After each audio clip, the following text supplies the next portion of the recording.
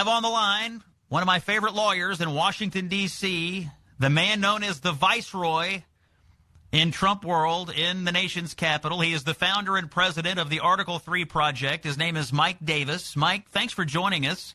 And I just want to say, honored to have you, and I want your advice, your legal opinion. Can the President of the United States fire a member of the Federal Reserve Board of Governors the way he has Lisa Cook?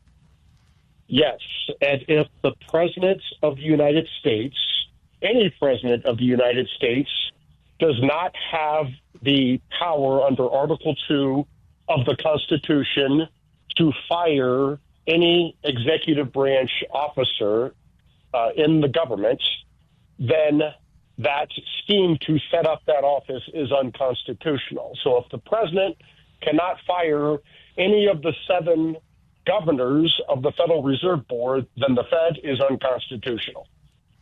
All right. What if a critic of this firing were to say to you, but Mike, this is supposed to be an independent board. The Fed is independent. The president shouldn't have any control over this. How would you respond?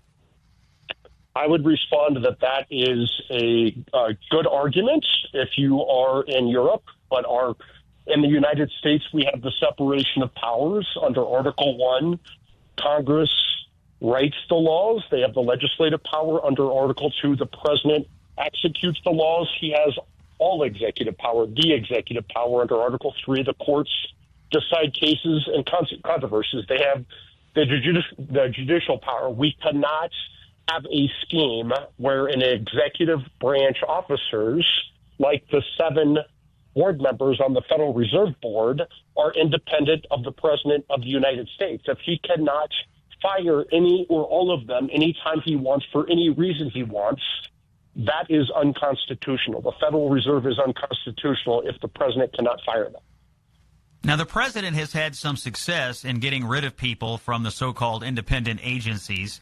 He's had a few firings that have gone up to the Supreme Court. The Supreme Court allowed him to remove 3 members from the Consumer Product Safety Commission.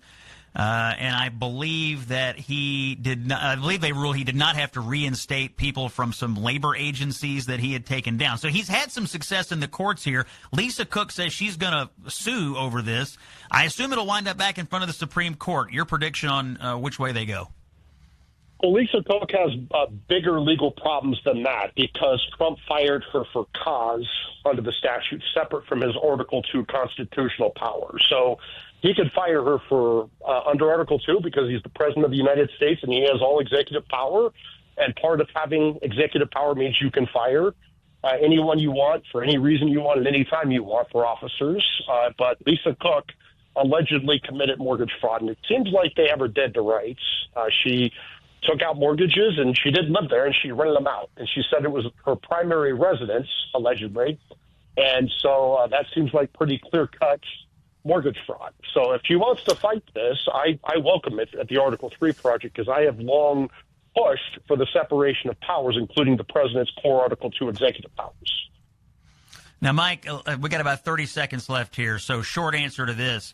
If the Federal Reserve does not respect the firing and they act and they allow Lisa Cook to vote while we're in this period of a legal challenge, could anything they do here in the short term be invalidated later? Yes, because if you're not lawfully in your job as a board member, as one of the 7 board members, then, for example, if they take any action, that action is invalid. Well, this could have a big bearing on what happens at the September meeting if this doesn't get resolved by them, because they may move to cut rates, and you wouldn't want that to be invalidated just because of this legal issue. Mike Davis with the Article 3 Project, thanks for your time.